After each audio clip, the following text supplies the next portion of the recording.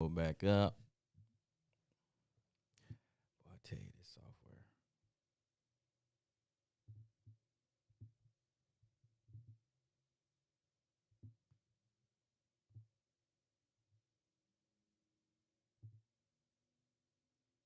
All right. All right.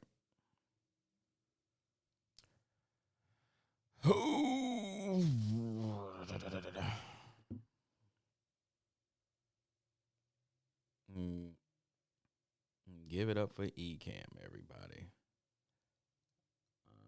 Uh-huh. I think we about to change.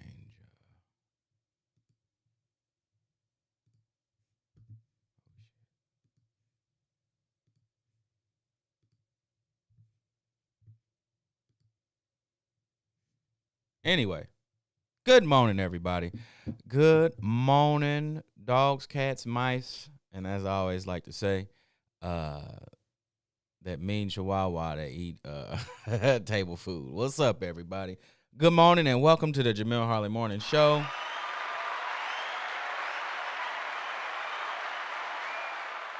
Man, it's a beautiful day here in Atlanta, and it's probably a beautiful day where you're at, depending on where you're at. Today it's going to be kind of like a freestyle day. Not necessarily freestyle because we have a special guest. We have Miss Jocellyn Combs that's going to be here. She's the owner of the Herbal Trap, located there in Indianapolis, Indiana, where it goes down. Hometown represent. But today I just want to talk before we bring her on. I want to talk a little bit about entrepreneurs. We got any entrepreneurs listening right now? Is there anybody that potentially wants to be one? That was something that was being an entrepreneur was something that I always wanted to do as a kid, not realizing that was the title. I remember as a kid, I would never spend money. Like whenever I would get it, I would hold on to it. And I remember my brother, he would get money and just burn through it, just buy candy and all kind of whatever. But I never necessarily just bought stuff unless I would buy stuff, but I would save up money and then buy it. But I would want to keep some money. I remember my father, he gave me, what was it like? I think it was like $5 or $10 or something like that. And I held on to it for as long as I could. And then eventually, I spent it. And then I had an auntie that would come in from Tennessee, Dayton, Tennessee, and she would hand me money, and I would sometimes have money in my pocket, and she would always be like, "Oh, you're my little businessman." And see, this is to show parents and aunts and uncles and mentors, and your words have a lot of power to them. They don't necessarily have to be so overdrawn and, well, let me talk to you. And, a lot of times us older people, when we talking to the young people, we lay out this novel of, see, this is what you need to do. And, a lot of that goes in one ear and out the other because they're not even at the intellectual level to even comprehend what you're saying. But what she used to say, my Aunt Catherine, she would see me and she'd be like, "Oh, this is my little businessman." And she would give me a couple dollars or whatever. And like I said, I would sometimes have money. And when she said that, I was like, I want to be a businessman. I want to be a businessman. And I would ask relatives, older relatives, how do I become a businessman? And because that was something that really wasn't looked into. Like I come from a family where we weren't, let's say we was poor, okay? And everybody was just hustling, trying to make ends meet, pay bills and survive in this society. And which I want to take a step back. I actually did the joke, which was super corny. But when I was a kid, I used to think ends meet was real meat. When I would hear my mother on the phone, she'd be like, "Baby, I'm just trying to make ends meet." And I'm like, "Well, you make a fire meatloaf. I don't know why you can't make this ends meet." But anyway, that was corny. But yeah. And so I would ask and nobody would know. So I kind of just, whatever.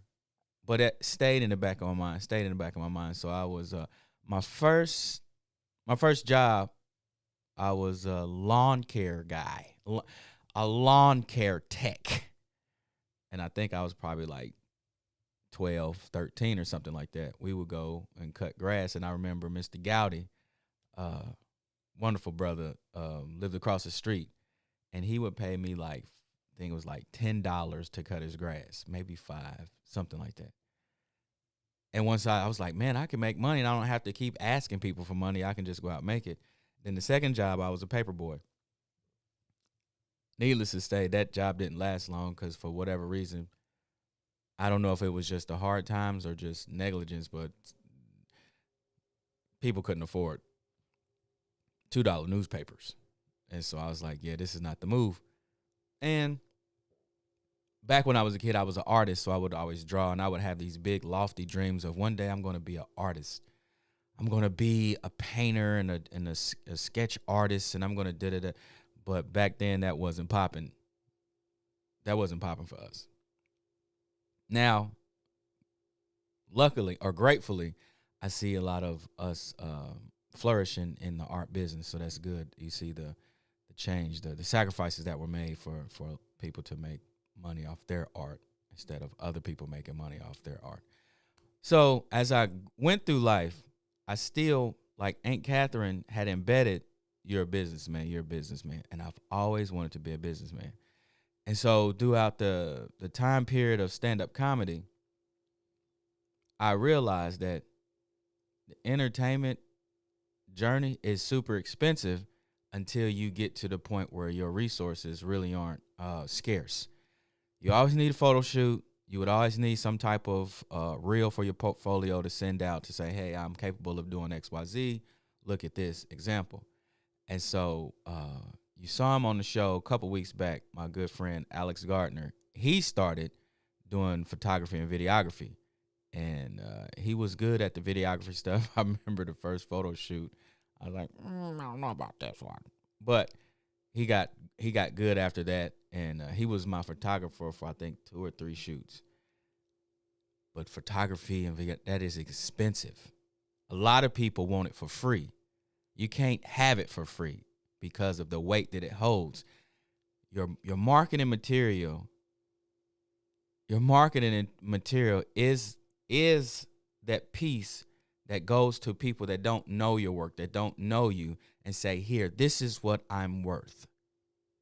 So you have to, people in the entertainment industry or any industry, stop reaching out to photographers and videographers wanting shit for free. Stop it.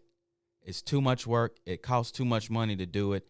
And that's really disrespectful because you don't go to Gucci. You don't go to Walmart. You don't go to none of these corporate industries and say, hey, can I have this for free so I can shine off of your work?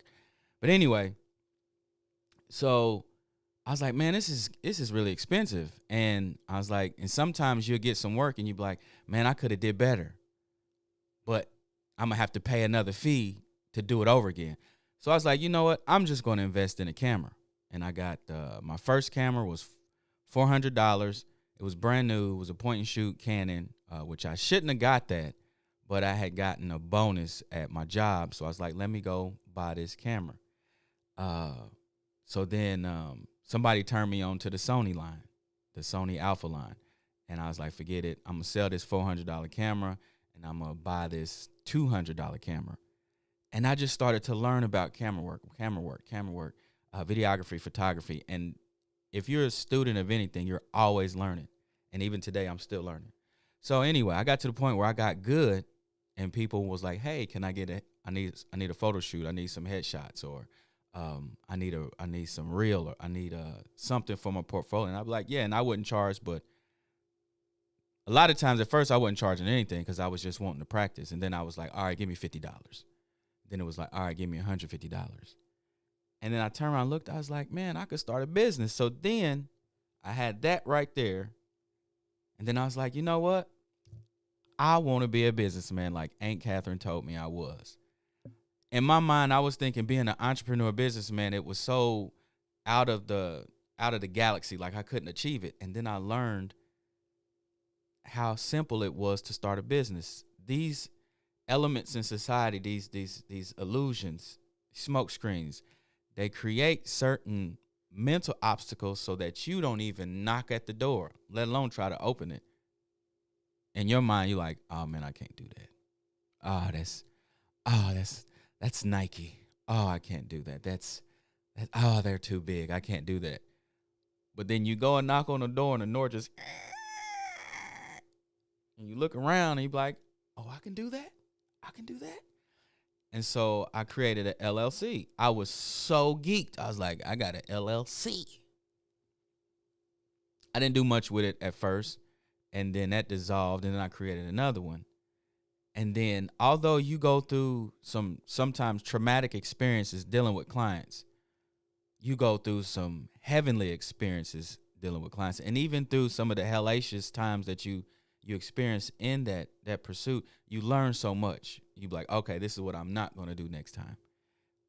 And you see your work. You be like, man, you see the evolution. Like I remember when I was on a Canon point and shoot. Then I remember when I was on Sony Alpha F3 mirrorless camera that was $200. Now the cameras that I have now, and I put out work, and people will be like, so who shot that for you? And I'll be like, I did it. No, you didn't do that. That looks like it was on TV or something. And I did it.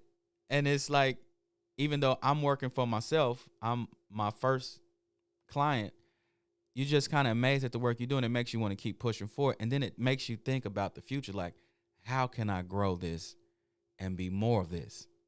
Because now, not only are you a business owner, but you actually are fighting this reality for your freedom. That freedom being time.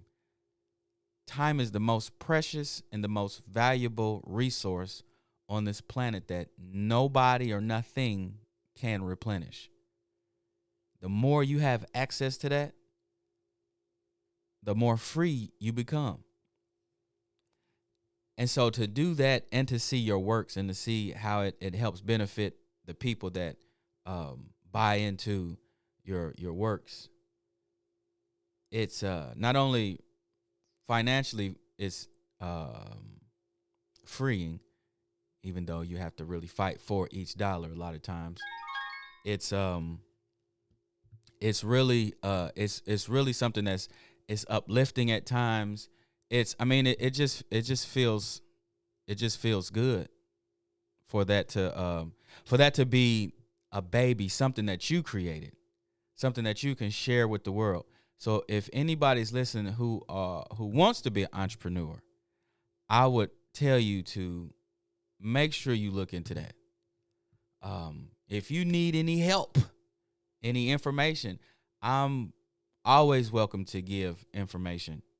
Information is free. Nobody owns information. So I would say start today, look into it, Google it. There's so many new entrepreneur experts on social media. And I sometimes I use expert loosely, but nonetheless, they're good at what they do from what I see, some of the tidbits that they give. So look into that and start taking more control over your time. But with no further ado, we have a special guest that just joined into the building. I've heard so much about this young lady. I've heard so much about her products. And as soon as I got the opportunity to bring her onto the show, I reached out to her. I was like, hey, I reached out to my friend Shishi. I was like, hey, I need to get her on here. And she has stepped into the building. Paparazzi flashing, theme music.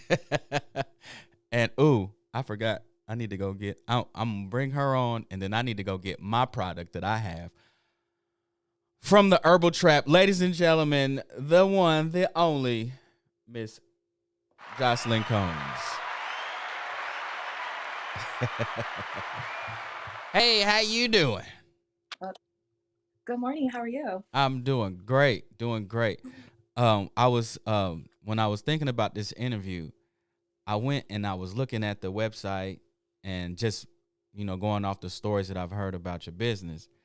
And I was like, I think this is going to be a little bit deeper than holistic products. Maybe a little bit. Maybe a little bit. Just a little. But I'm really excited. Thank you so much for the opportunity. No, not a problem. Thank you for coming on. Now, Yeah. I just want to get straight to it because I don't want to waste any more time. I went onto the website and I saw words Hmm. that you don't necessarily see on products. Hmm. You don't really see these type of words in conversation, especially um, with soaps and oils. But Yeah. it's terminology that certain mindsets use to express the importance of whatever it is. Because your Hmm. products are important, especially when you're the competitor, or not even competitor, the industry, the trendy stuff is filled with poison. Hmm. you know, so I'm gonna read down some words that I jotted down. Is Okay. become centered, divine feminine aura. I like that one. Hmm. Curated space for feminine beauty standards. And the last one is join our tribe. Uh break down the mindset that you had when you put those words on there, because again that speaks to more than just products and retail. Hmm. Absolutely. So my foundation with the Herbal Trap, a lot of it came from a reading, The Sacred Woman by Mm-hmm. Queen Afua, and it's such a powerful read because it talks about the the importance of of women connecting to themselves Mm-hmm. and connecting to that feminine energy and what that looks like and how to connect to that feminine energy through ingredients from the earth, Mm-hmm. through things that are pure, um, things that make you grounded and connected to spirit, to God. And you do that through truly holistic ingredients and products. Mm-hmm. Um, I in coming up with the concept of the herbal trap, it was important for me to translate my vision, which was to ensure women understood that you don't have to use store bought products to achieve holistic wellness. Mm-hmm. And within that, you have a community, you have your tribe as well. And that's myself, and that's other women who believe in the same thing. So I always tell women I don't sell products, I sell something that heals. Mm-hmm. I'm a healer. That's my power. Hey. And it's not just about um, something that smells good or something that feels good when you put it on or you use it. No, we're really out here healing and we're transforming and we're shifting a mindset. We're shifting the culture, and so that's where those words come from. So amazing. I'm glad you said that. How does that? So that's your business. You're a healer. How does Hmm. that translate into your life? Like, was there something? Was there a light that went off, and or some? In most cases, I always call it an alarm clock. When you think of Hmm. alarm clock, it's not comfortable. It's not peaceful. It's very aggressive, loud, and you like, ah. Was there something that happened in your life, or things that accumulated that you was like, you know what, I need to go this direction and do this, especially as it pertains to the feminine energy? Yes, absolutely. Well, there were a few things actually. This isn't my first business, and you were kind of talking about early on just the entrepreneurial journey and what that looks like. And um, I first started many years ago under the umbrella of Mainology, Mm-hmm. and that was kind of my first go around. That lasted for just a couple years and I stopped. And then back in, well, just last year, like during the pandemic, which I think a lot of us had kind of an awakening moment during the pandemic, whatever that looked like, looked different to everybody. But during that time, I literally could not sleep because I was thinking of the Mm-hmm. herbal trap. And I Mm-hmm. was being awakened, like just with visions of what it looked like, recipes. Like I couldn't sleep. I was like Mm. in the middle of the night on my phone writing down, okay, these ingredients and this concept and putting this with that and researching. And so I knew that in order for me to fulfill my purpose, That's what I had to do. It was very Mm. purposeful work. I saw a need, and the need was for women to be healed. Mm-hmm. Um, it was for us to connect again to our femininity. I Mm-hmm. think that as women, we, out of a place of having to survive, Mm-hmm. we've created versions of ourselves that can be very masculine, that Mm-hmm. can be very dominant, and um, we're unable at times to really tap into that sensuality and just our natural feminine aura because of this version of ourselves we had to create. And Mm-hmm. so I had created a version of myself too. That's how I know. So I had to begin the process of shedding that. And part of my process in shedding that was the concept of the herbal trap. Mm. And so that was one of the questions I was going to ask you as it pertained to the ingredients. Mm-hmm. And not just the ingredients, but the actual product. What was the first product that you started with? The first product was Slather It. So Slather It is the hair and body butter that I Mm-hmm. make. But it really, okay, let me back. That was the first product, but the first the ingredient that makes it all work is the infused oil that I make. Mm-hmm. That's in almost everything. That is in everything except for obviously like the tea. But I use a carrier oil that I infuse with Now, wait 10 a minute. different We don't want herbs. to give away your secret recipe. I'm not going to give away the trade secrets. Okay. Not going to give away the trade secrets. But I call it my secret sauce Uh-huh. because that's what powers everything. It's infused with 8 different herbs, organic, certified organic. I don't use anything, that I know my ingredients basically. I know exactly what they are. I know exactly what they do. So I infuse that oil, and that oil goes into everything that I make. Mm-hmm. Have you seen any one of your products take a situation and gradually heal it? Yes. Yeah. So, um, so all my products heal at least one aspect, one thing with whether it's like your skin, fertility. Um, the oil linen slather it heal eczema, dermatitis, psoriasis, just dry skin. The yoni products, the vaginal cleansing products, those have healed BV, UTIs, just overall discomfort, odor, things like that. The tea and then the bath sits that I've created, it's a herbal bath soak. Mm-hmm. That has helped women get pregnant, Uh-oh.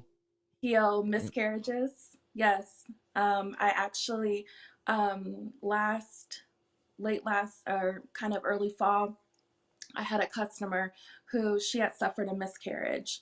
And Mm-hmm. so she had reached out to me, and I had made her a blend of tea and then a bath sits, which is the bath soak. And within, I would say, 2 months or so, she not only healed, she became pregnant again. Mm. And she just gave birth July 5th. Shut your mouth. Yeah, so it's been an amazing journey to see women be able to use my products and like I said, truly heal from them. I think she's the first woman who she's had her baby, and I'm sorry, she's the second actually. But I've had maybe like 6 or 7 women get pregnant after using my products. So I really, I don't know.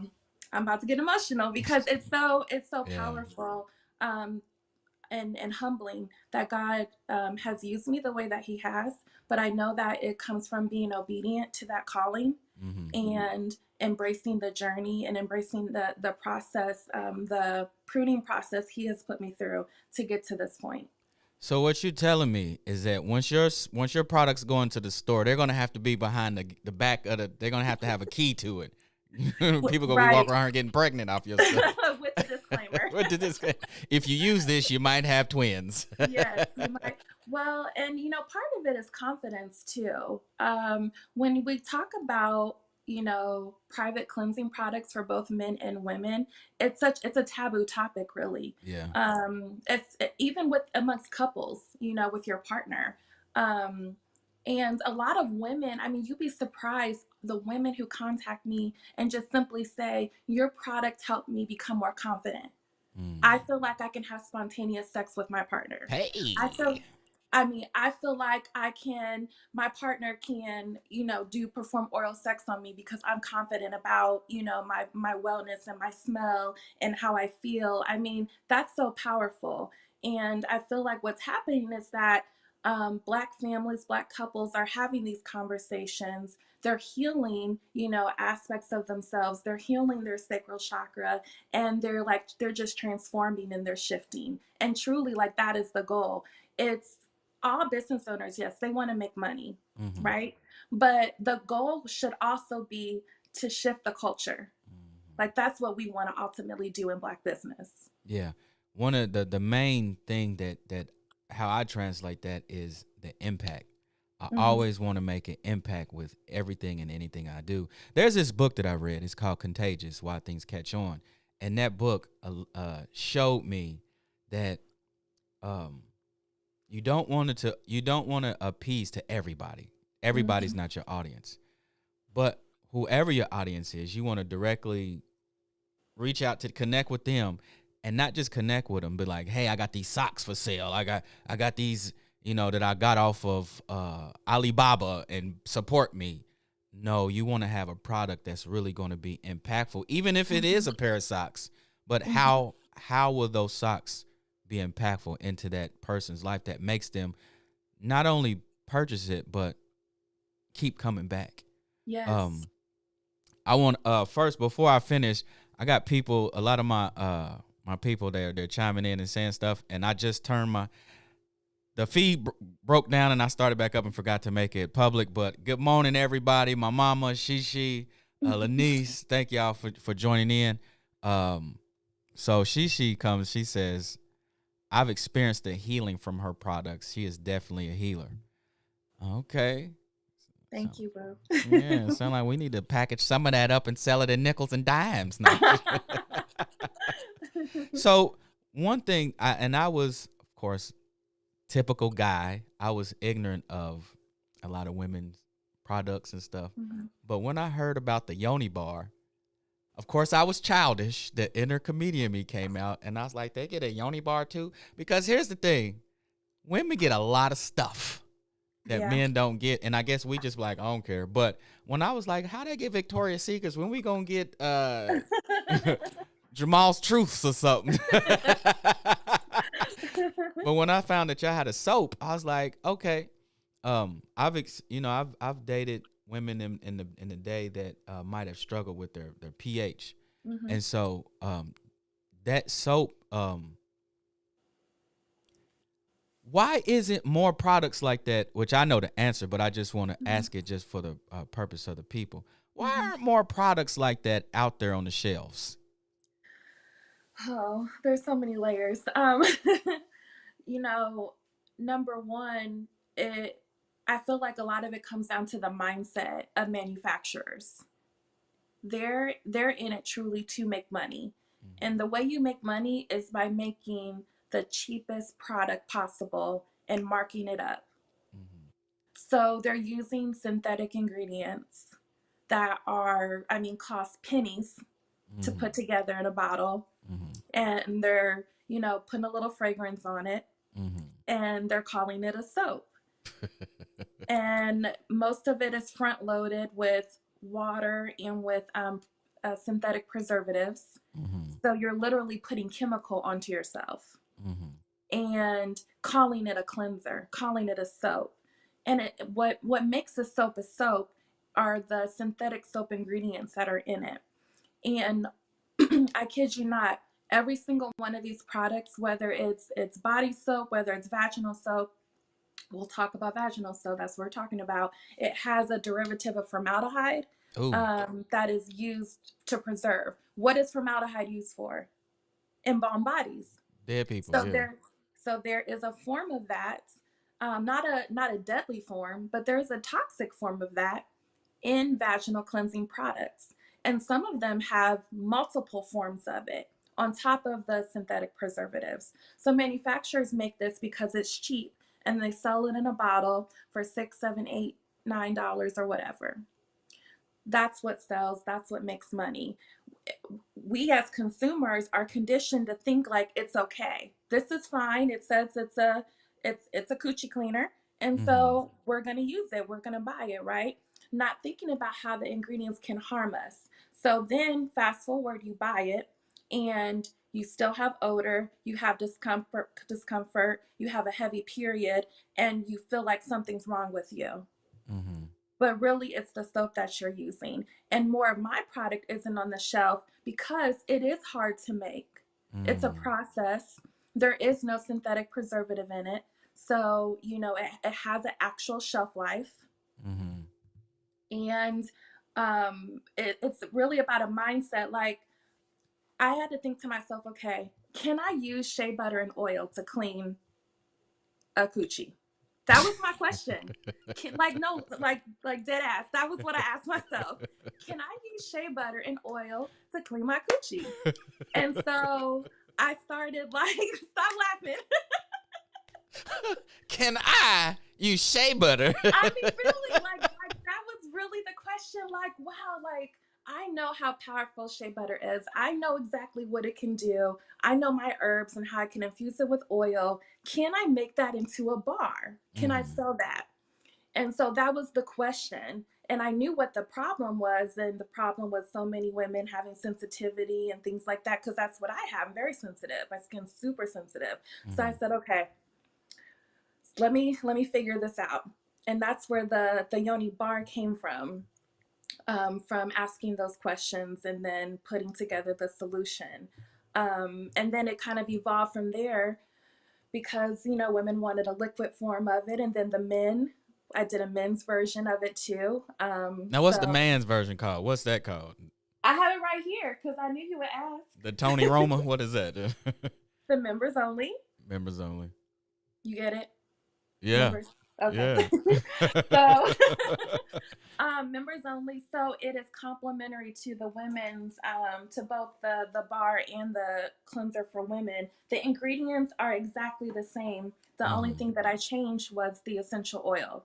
Okay. Because for men, you all especially have to be mindful of what you're using on your private part.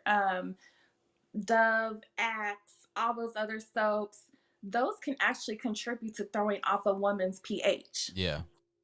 So it's important for you all too to use something that's going to be complementary to what she's using. So ideally, like you'll do like a his and hers and use the members only.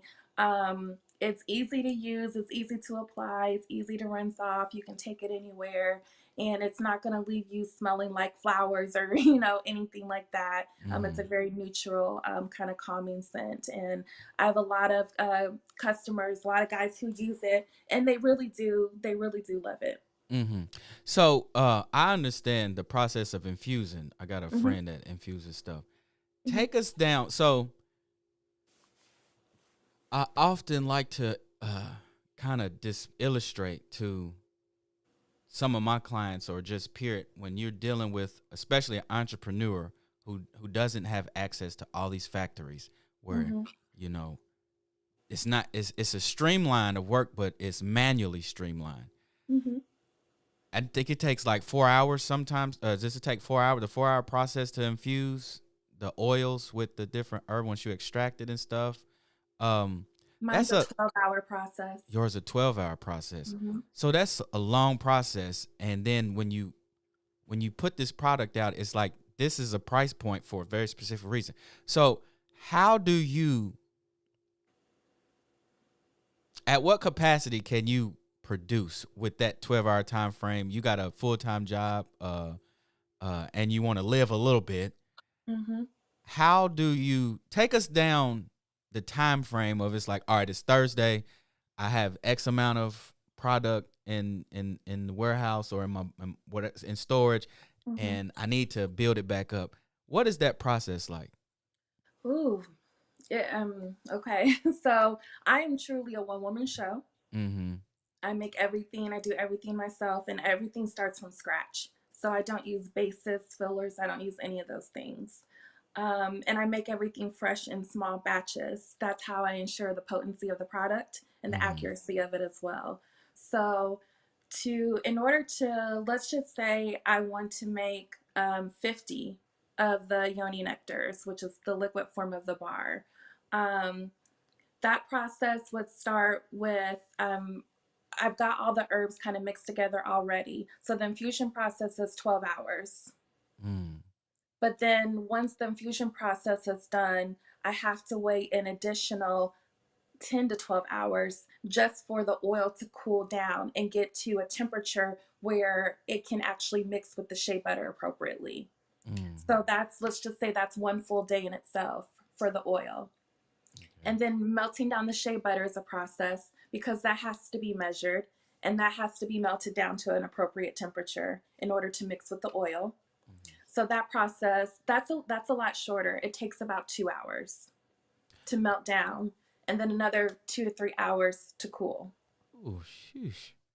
So, So how did? then once once that's done, then it's a matter of mixing everything. And even then I have to be mindful once again of the temperatures because I'm adding essential oil. Essential oils cannot be added to butter or oil if it's too hot because you lose the effectiveness of the essential oil.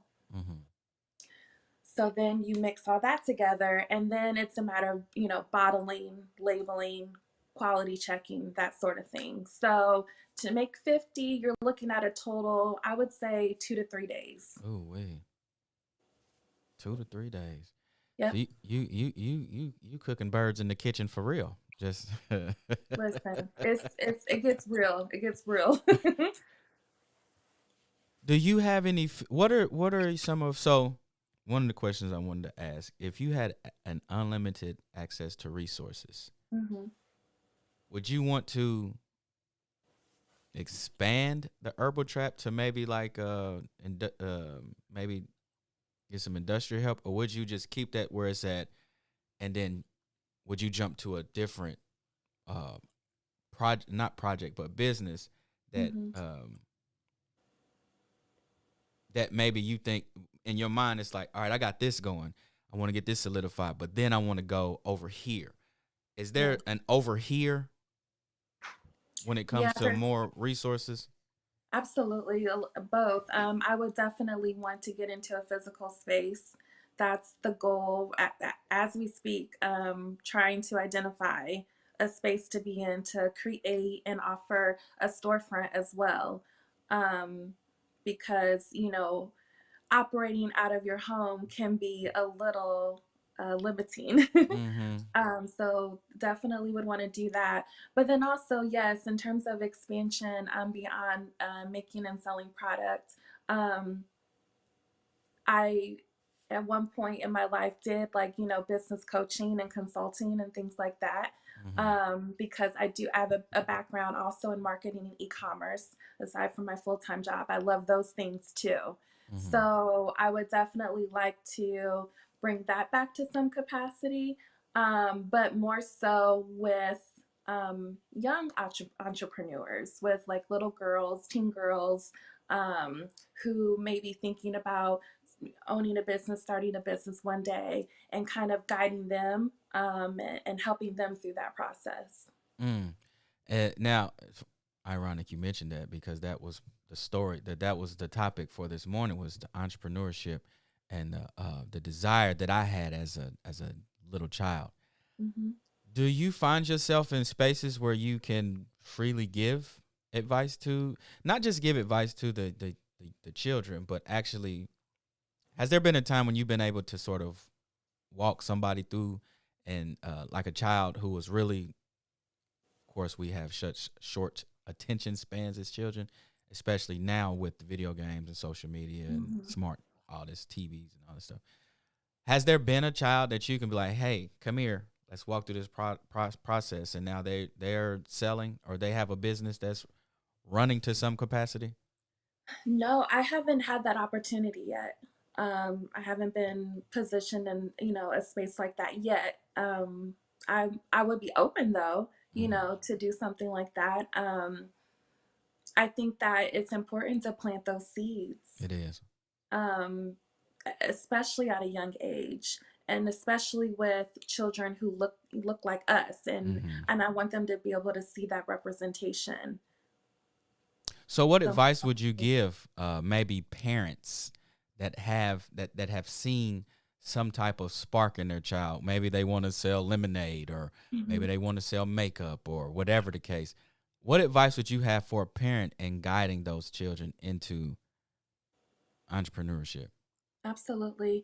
I would say, first and foremost, just listening to them and understanding like what their goals are, and um, making sure that you're not projecting your own desires or your own woulda couldas, or anything like that, allowing them to just kind of be themselves. Mm-hmm. And then also identifying resources that can help cultivate their dreams and their goals, and positioning them in groups, organizations, camps, clubs, whatever that looks like, so that way they can continue to build upon that. um, Reaching out to people like me. I mean, I don't mind, talking to kids, and I feel like I'm in circles where I have, friends who are entrepreneurs, and they would want the same thing, or be interested in the same thing. So, Mm-hmm. Oh, that's wonderful. Before we get out of here, I'm going to get your social media handles in case we mhm. have parents on here that would like to uh, tweet you a little bit. Yeah. But back to the Herbal Trap, where are you at right now with your product list? Is that, do you just wake up and you be like, you know what? I think I want to do a nail polish. No. Like, how long have you had the the items that you've had? Like, how often do you expand them? Do you just get hit with some inspiration and be like, let's get into the lab and try to make that, or Mhm. not so much? Not so much, actually. I always saw this as a boutique company. Mm-hmm. I never planned on having a super extensive product line.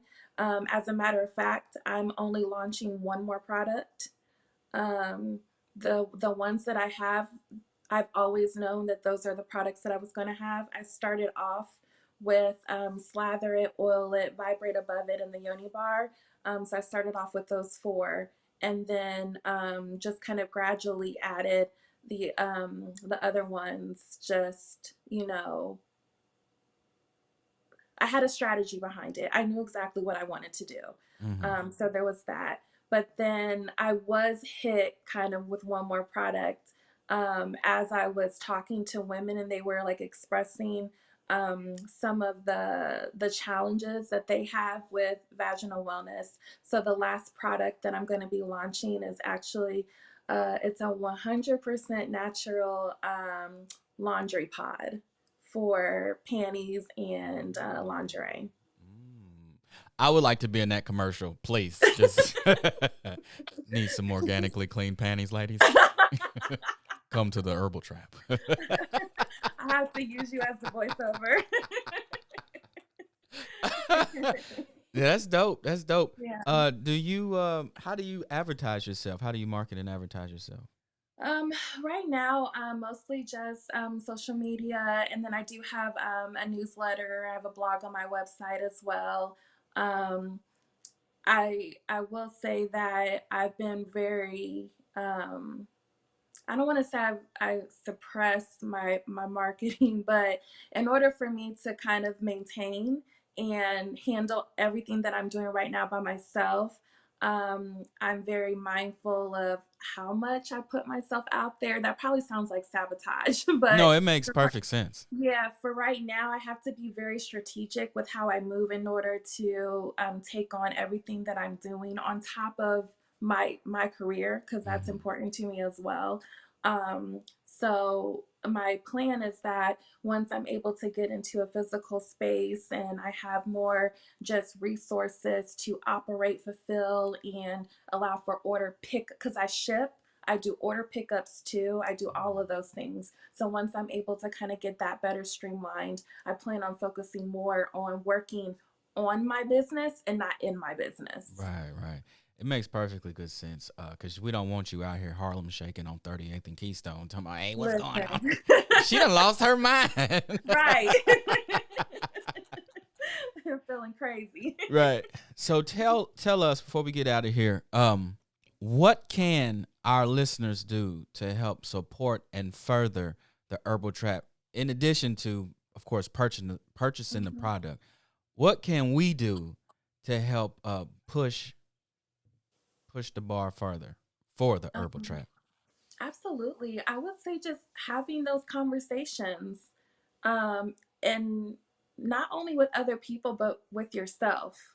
Like, okay, why am I using the store-bought stuff that I know, isn't effective? Why is my girlfriend having this problem, or why is my bestie having these awful cramps? Like, let's talk about these things, let's have the conversations, and let's tap into resources, the Herbal Trap. And then once you experience me, post it, share it, talk about it more. I know that a lot of these conversations can be uncomfortable. We don't want people in our business, but the best marketing is word of mouth. Yep.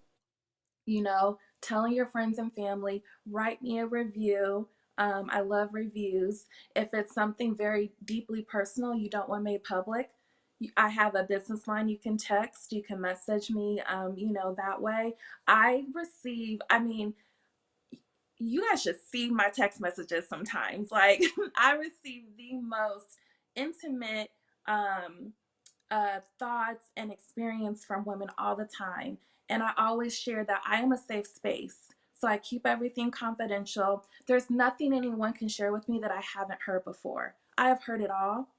And for a living, as part of my career, I talk to children and families about sexual topics. Hmm. So it's nothing that I'm unfamiliar with and nothing that makes me feel crunchy or uncomfortable. Hmm. So I always like to emphasize that I'm a safe space for you.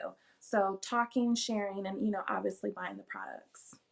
And that's one thing that I try to stress on this show. Mm-hmm.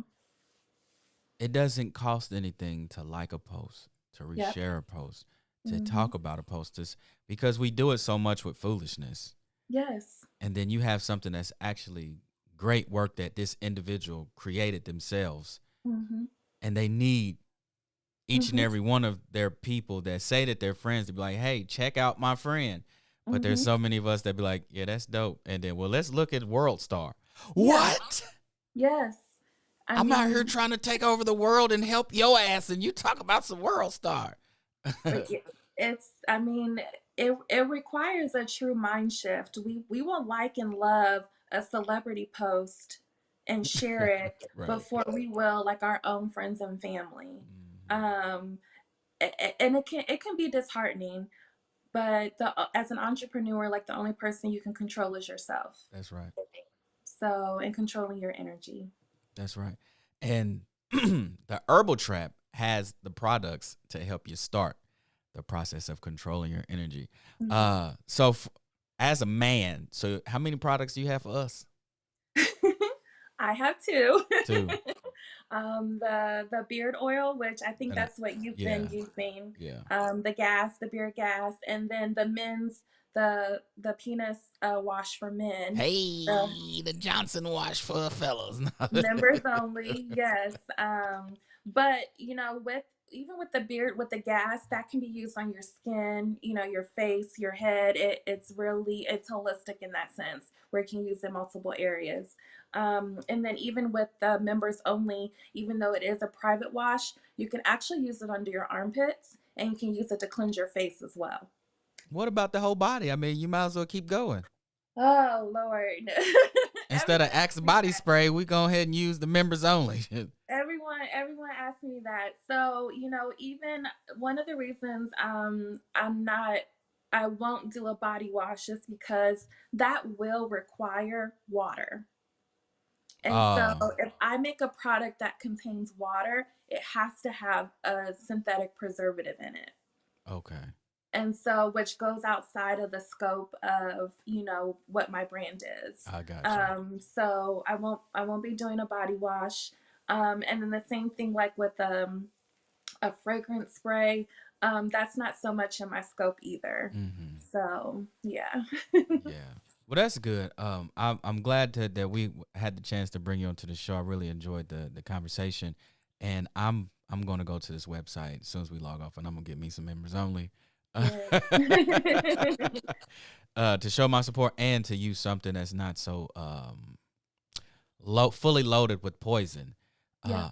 I want to thank you for joining, and tell everybody how to reach you. The Herbal Trap. .com and any of your social media handles. Yeah, so it's theherbaltrap.com, and then Facebook is the Herbal Trap, and Instagram is the Herbal Trap as well. So everything is the Herbal Trap.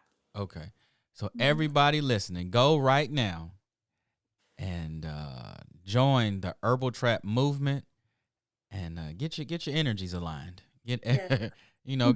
Start your Saturday off aligning yourself. Come on, somebody. Yes, absolutely. Well, thank you for coming on to the show. Have a great weekend, and I look forward to being in conversation with you again. Are you going to be at the Black Vegan Fest, Indy?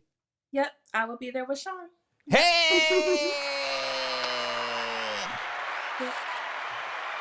All right. Well, you go off and you enjoy your weekend, and we'll be in touch with you and see you soon. You as well. Thank you so much. No problem. Take care. All right. Bye. All right, ladies and gentlemen. Ooh, wrong one. Come on back. There we go. Hey, this is a really good show. I want to thank everybody that chimed in. And again, I want to apologize. I didn't know everybody was commenting. So we had Shishi on here. We had my mama. We had Lanice. We had Gayla. I want to thank all y'all for coming in again and chiming in. I hope this episode was very informative to not only the ladies, but the fellas too. Go and get you some of that members only. Wash your Johnson right. You know what I'm saying? But with no further ado, that has been the Jamil Harley Morning Show. Y'all go out, be great, enjoy the rest of your weekend, and we won't see you next weekend. I'm gonna be out of town, but the weekend after that, we'll be back with more Jamil Harley Morning Show and Kiana Quarles, hopefully. Y'all take care. Enjoy your weekend. Be safe. You are now listening to the Jamil Harley Morning Show.